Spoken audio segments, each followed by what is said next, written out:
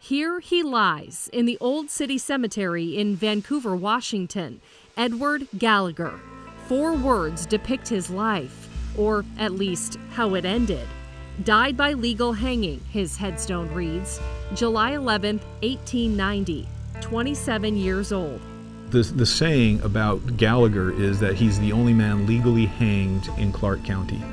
Dubbed the hanging holiday of 1890, Gallagher's story has long fascinated historians and authors like Jeff Davis. Modern readers would say this has to be fiction, but no, it's absolutely true. Indeed it is, and it all began the year before Gallagher's public hanging. In 1889, a local farmer named Louis Marr was found brutally murdered in a field on his property. He had been bludgeoned with some sharp object and shot with either a rifle or a handgun, and also shot with a shotgun. Marr's home had been ransacked. Authorities believed somebody targeted him for the cash he was known to stash around his farmhouse. Gallagher, a drifter and itinerant worker, had been spotted near Marr's farm prior to the murder. He was quickly apprehended by police.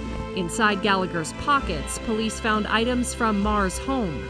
And with that, Gallagher was arrested and set to go on trial for capital murder. The ultimate punishment could well have been public execution of the defendant.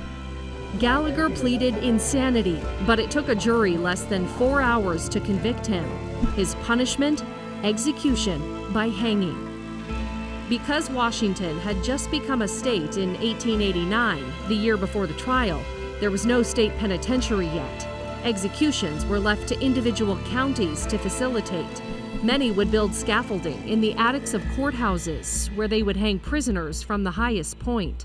In the 1800s, they would actually kind of hold a lottery, and people would volunteer to be the public executioner, and then they would pick the name out of the hat, and they would receive a fee also as a public executioner.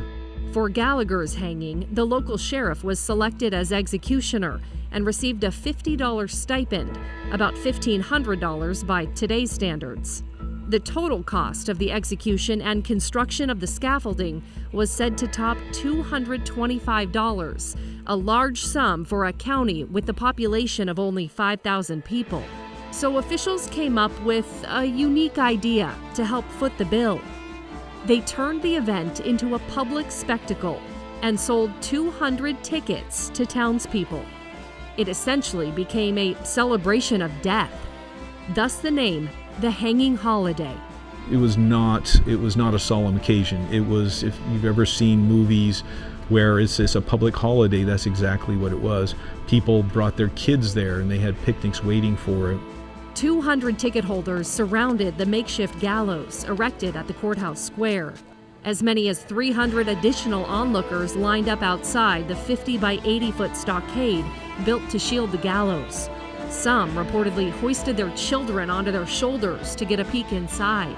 They all anxiously watched as the sheriff walked Gallagher up 13 steps to the top of the scaffold.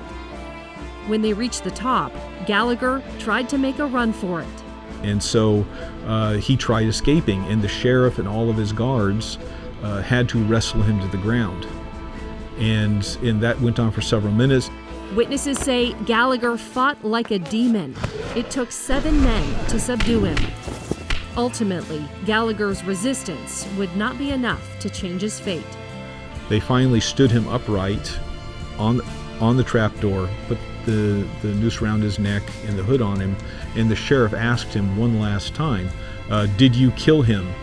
And Gallagher finally replied, "None of your damn business." And it was shortly after that they pulled the lever, pulled the key, opened the trapdoor, and Gallagher dropped to his death.